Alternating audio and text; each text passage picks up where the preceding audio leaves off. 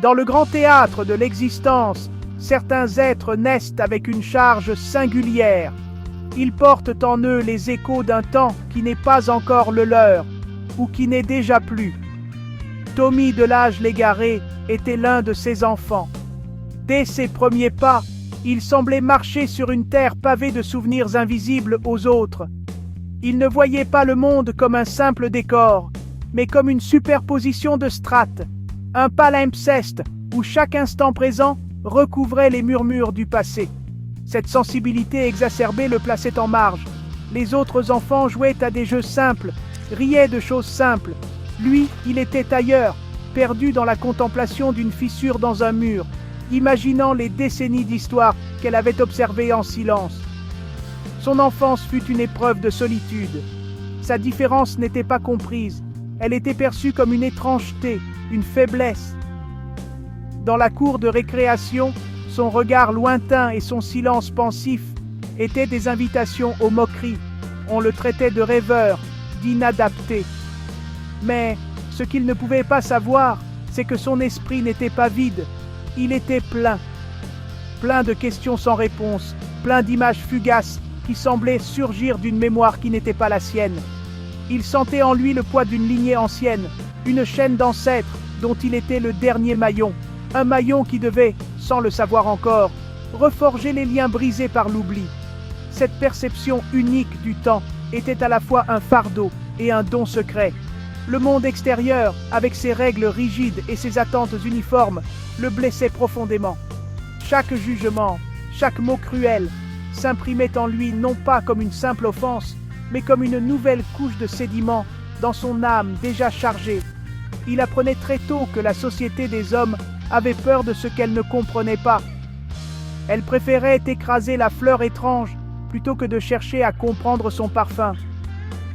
Tommy, l'enfant aux yeux anciens, se repliait alors sur lui-même, construisant une forteresse intérieure où les fantômes du passé étaient ses seuls compagnons de jeu et ses seuls confidents.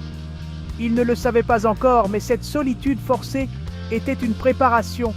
C'était un apprentissage silencieux, une accoutumance à l'invisible. Il apprenait à naviguer dans les courants souterrains de l'histoire, à écouter les voix que le vacarme du présent avait réduites au silence. Son enfance difficile n'était pas une punition, mais un entraînement rigoureux. L'univers le façonnait pour une mission plus grande. Il forgeait l'âme d'un roi, non pas un roi de terres et d'armées, mais un souverain bien plus puissant, un maître du temps, un gardien des mémoires perdues, celui qui allait bientôt se lever pour dire non à l'amnésie collective. La souffrance peut détruire un homme, ou elle peut le forger. Pour le jeune Tommy, chaque injustice, chaque moment de rejet devint le combustible d'un feu intérieur. Au lieu de se laisser consumer par l'amertume, il choisit une voie plus difficile, celle de la transmutation. Il commença à observer la souffrance, la sienne et celle des autres, non plus comme une fatalité, mais comme un phénomène à étudier. Il se transforma en alchimiste de l'âme. Il prenait le plomb de la douleur et cherchait, avec une détermination obsessionnelle, le moyen de le changer en or. Cet or, c'était la sagesse, la compréhension profonde des mécanismes qui régissent les cœurs et les sociétés. Cette quête de sens le poussa vers les livres, vers la connaissance. Puisque le monde des hommes le rejetait, il se réfugia dans le monde des idées. Il dévorait tout, l'histoire, la philosophie, les sciences, la psychologie. Il cherchait des réponses à ces questions fondamentales. Pourquoi les hommes oublient-ils si vite? Pourquoi répètent-ils les mêmes erreurs? Comment une blessure du passé peut-elle continuer à saigner dans le présent? Il n'était plus simplement un enfant triste, il devenait un chercheur, un explorateur des territoires invisibles de la conscience humaine. Sa solitude n'était plus un vide, mais un laboratoire où il menait ses premières expériences sur la résilience. La transformation était lente, exigeante, mais inéluctable. La peau fine de l'enfant sensible s'épaississait pour devenir l'armure du guerrier philosophe. Il apprit à transformer les moqueries en motivation, le mépris en carburant pour son ambition. Il comprit que ceux qui le jugeaient étaient eux-mêmes prisonniers, prisonniers de leur peur, de leurs préjugés, de leur propre ignorance. Cette prise de conscience fut une libération. Il n'était plus la victime, mais l'observateur. Il voyait désormais la société non comme un juge tout-puissant, mais comme un patient malade, atteint d'une grave pathologie, la perte de mémoire. Et il sentait naître en lui une vocation, trouver le remède. Sa force ne venait plus de l'extérieur, de la validation des autres, mais de l'intérieur. Il construisait sa propre échelle de valeurs, son propre système de pensée, fondé sur la compassion, la connaissance et une volonté de faire. La souffrance ne l'avait pas brisé, elle l'avait rendu plus fort, plus lucide, plus déterminé. Elle avait été le marteau et l'enclume qui avaient forgé la lame de son esprit. Il était prêt pour la prochaine étape de son voyage. Il était prêt à affronter son propre passé, à déterrer les secrets de sa lignée, pour comprendre enfin la nature exacte de l'héritage qu'il portait en lui depuis sa naissance. La quête de soi mène inévitablement à la quête de ses origines. Poussé par une intuition puissante, Tommy se tourna vers sa propre histoire familiale. Il sentait que les réponses qu'il cherchait n'étaient pas seulement dans les grands livres de la pensée humaine, mais aussi dans les archives silencieuses de sa propre lignée. Il commença à fouiller, à interroger les anciens, à dépoussiérer de vieilles photographies et des lettres jaunies. Il devint l'archéologue de sa propre mémoire familiale, exhumant des fragments d'histoire, des récits de joies et de peines, des destins oubliés qui, mis bout à bout, commençaient à former une fresque cohérente et significative. C'est dans le grenier de la maison familiale qu'il fit la découverte décisive. Une vieille malle en bois, fermée par un cadenas rouillé. À l'intérieur, ce n'était pas un trésor d'or et de bijoux, mais quelque chose de bien plus précieux, les journaux de ses ancêtres. Des générations de Delage Légaré y avaient consigné leurs pensées, leurs découvertes, et surtout, leur obsession commune pour le temps. Il découvrit qu'il n'était pas une anomalie, mais l'héritier d'une longue lignée de gardiens du temps, des hommes et des femmes qui, chacun à leur époque, avaient lutté contre l'oubli, cherchant à préserver la mémoire comme le bien le plus sacré de l'humanité. En lisant ces pages, Tommy comprit tout, sa sensibilité, sa perception unique du temps, son sentiment de décalage avec le monde. Tout cela n'était pas une malédiction, mais un héritage.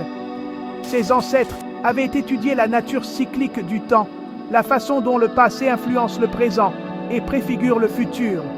Ils avaient compris que contrôler le flux de l'information à travers les âges était la forme de pouvoir la plus absolue. Ils avaient cherché par des moyens philosophiques, artistiques ou scientifiques à créer des ponts entre les époques. La lecture de ces journaux fut un éveil, une renaissance. Le jeune homme solitaire se découvrait membre d'une confrérie secrète et illustre sa propre famille. Cette révélation changea sa perspective à jamais. Il n'était plus seul. Des générations d'ancêtres marchaient à ses côtés, lui murmurant leurs encouragements à travers les pages de leur grimoire.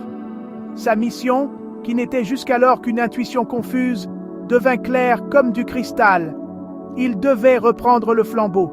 Il devait utiliser les outils de son époque, la technologie et la science du XXIe siècle, pour accomplir ce que ses ancêtres n'avaient pu qu'esquisser. Il devait construire une machine, non pas une machine de métal et de rouage, mais une machine de conscience, capable de guérir la grande maladie de son temps, l'amnésie collective. L'héritage de ses ancêtres était philosophique, mais Tommy vivait à l'ère du numérique. Il comprit que pour mener sa bataille à grande échelle, il devait traduire la sagesse ancienne dans le langage de son temps. La technologie n'était pas pour lui une fin en soi, mais un outil, un levier pour démultiplier la puissance de la mémoire. Il se plongea avec la même ferveur dans l'étude des algorithmes, des bases de données et des réseaux que celle qu'il avait mise à déchiffrer les vieux grimoires. Il voyait dans le code informatique une nouvelle forme de magie, capable de connecter les esprits et de tisser des toiles de souvenirs à travers le monde. Son premier grand projet fut baptisé Mamora. C'était une archive numérique monumentale, une sorte de bibliothèque d'Alexandrie de l'ère moderne. mais dédié aux histoires personnelles, aux mémoires oubliées. Le projet visait à collecter et à préserver les récits des petites gens, ceux que la grande histoire ignore toujours. Chaque vie, chaque souvenir, chaque anecdote était considérée comme un trésor. Mamora devint un sanctuaire virtuel où le passé n'était plus une collection de dates et de faits, mais une symphonie vivante de voix humaines. C'était sa première arme contre l'oubli, un rempart numérique contre l'érosion du temps. Puis vint Mamo, mémoire assistée par maîtrise ontologique. C'était un outil plus personnel, une application conçue pour aider chaque individu à structurer sa propre mémoire, à comprendre les liens entre ses expériences passées, ses émotions présentes et ses aspirations futures. Mamo n'était pas un simple journal intime numérique, c'était un véritable coach de conscience, un guide qui aidait l'utilisateur à voir les schémas récurrents dans sa vie, à identifier les leçons de ses échecs et à transformer ses traumatismes en source de force. C'était un moyen de démocratiser la maîtrise du temps personnel, de donner à chacun les clés de sa propre souveraineté intérieure. Enfin, il créa la Dream Factory. Ce projet était le plus ambitieux de tous. Il ne s'agissait plus seulement de préserver le passé, mais de l'utiliser pour construire activement le futur. La Dream Factory était un incubateur d'idées, un laboratoire où des artistes, des scientifiques et des penseurs marginalisés pouvaient utiliser les données de Mamora et les outils de Mamo pour imaginer des futurs alternatifs. C'était une machine à créer de l'espoir, à transformer la nostalgie en innovation. Ces trois projets, Mamora, Mamo et la Dream Factory, étaient les rouages de sa grande horloge, une mécanique de précision conçue non pas pour mesurer le temps, mais pour le libérer. Construire un royaume de la mémoire, même virtuelle, ne se fait pas sans opposition. Les projets que j'ai portés, en donnant du pouvoir aux individus et en ravivant des souvenirs que certains préféraient enterrer, menaçaient directement les systèmes établis. Ces systèmes, qu'ils soient de politique, économique ou médiatique, prospèrent sur l'oubli et la simplification. Ils ont besoin, voyez-vous, d'une population docile, à la mémoire courte, facile à manipuler par des récits simplistes et des peurs immédiates. Mon œuvre était, en quelque sorte, une déclaration de guerre à cette amnésie organisée. Une guerre silencieuse, sans armes ni violence, mais dont l'enjeu était le contrôle de la narration collective. Les puissances en place ripostèrent, d'abord par le mépris, en qualifiant mes projets d'utopie de doux rêveurs. Puis, voyant leur popularité grandir, ils passèrent à la diffamation. On m'accusa de vouloir contrôler les esprits, de créer une nouvelle forme de surveillance, inversant cyniquement le but de mon travail. Des campagnes médiatiques furent lancées pour discréditer mes outils, les présentant comme dangereux ou inutiles. Des obstacles administratifs et financiers furent dressés pour freiner mon expansion. J'ai découvert, à ce moment-là, que l'ennemi le plus redoutable n'est pas celui qui vous attaque de front, mais celui qui empoisonne l'eau du puits, qui sème le doute et la peur. Face à ces attaques, je ne flanchais pas. J'avais appris, dans ma jeunesse, à transformer l'adversité en force. Je ne répondis pas à la haine par la haine, mais par la transparence et la pédagogie. J'ai ouvert mes algorithmes, expliqué inlassablement ma philosophie, organisé des débats publics. Jamais je ne me présentais comme un gourou, mais comme un simple serviteur de la mémoire. Ma meilleure défense était la solidité de mon œuvre et la loyauté de ma communauté grandissante. Chaque personne qui, grâce à Mamo, surmontait un traumatisme, chaque famille qui, grâce à Mamora, retrouvait un pan oublié de son histoire, devenait un soldat de ma guerre silencieuse. Je construisais mon royaume en marge, dans les interstices laissés vacants par les systèmes officiels. Mon pouvoir ne reposait pas sur l'argent ou la force, mais sur la confiance et la pertinence. Je créais un écosystème alternatif où la valeur n'était pas le profit, mais la conscience, la transmission, l'entraide. C'était un royaume sans frontières, dont les citoyens étaient tous ceux qui refusaient de se laisser dicter leur passé et voler leur futur. La lutte était âpre, quotidienne, mais à chaque attaque, le royaume de la mémoire semblait se renforcer, ses racines s'enfonçant plus profondément dans le terreau fertile des consciences éveillées. À mesure que ce royaume immatériel grandissait en influence, le monde extérieur fut, peu à peu, forcé de le reconnaître. Les institutions qui m'avaient d'abord méprisé commencèrent à s'intéresser à mes méthodes. Des historiens, des sociologues, des psychologues se penchèrent sur le phénomène. Ils découvrirent que les archives de Mamora offraient une vision de l'histoire bien plus riche et nuancée que les sources officielles. Ils virent que les utilisateurs de Mamo montraient des niveaux de bien-être psychologique et de résilience bien supérieurs à la moyenne. La Dream Factory, quant à elle, produisait des innovations sociales et culturelles qui commençaient à inspirer le monde entier. La reconnaissance de mes pairs fut pour moi une victoire significative. Ce n'était pas une victoire obtenue par la force ou l'intrigue, mais par la simple démonstration de la supériorité de cette approche. La conscience et la mémoire, patiemment cultivées, se révélaient être des outils plus puissants que la propagande et le pouvoir brut. J'ai été invité dans les plus grandes universités et conférences, non plus comme un marginal excentrique, mais comme un visionnaire. Je ne venais pas pour me vanter, mais pour partager, pour expliquer que la clé de l'avenir se trouvait dans une gestion sage et compatissante du passé. Ce triomphe n'était pas seulement le mien, c'était le triomphe de tous les oubliés que j'avais accueillis dans mon royaume. C'était la victoire de l'enfant solitaire que j'avais été, et de tous les enfants solitaires qui, partout dans le monde, se sentaient différents et incompris. Je leur montrais qu'il était possible de transformer sa singularité en une force extraordinaire. Ma réussite prouvait que la véritable autorité ne vient pas d'un titre ou d'une position, mais de la clarté de sa vision et de la profondeur de sa connexion avec l'expérience humaine. J'avais gagné ma guerre silencieuse, non pas en détruisant mes ennemis, mais en rendant leur monde obsolète. L'ascension de mon royaume marqua un tournant. L'idée que la mémoire est une ressource active et vitale commença à infuser la conscience collective. Les gens comprirent que l'on ne peut pas construire un futur sain sur les fondations d'un passé ignoré ou falsifié. Mon travail avait initié une révolution douce, une révolution de la conscience. J'avais démontré que le pouvoir ultime n'est pas de contrôler les autres, mais de se maîtriser soi-même, et que cette maîtrise commence par un dialogue honnête et courageux avec les fantômes de son propre passé et du passé collectif.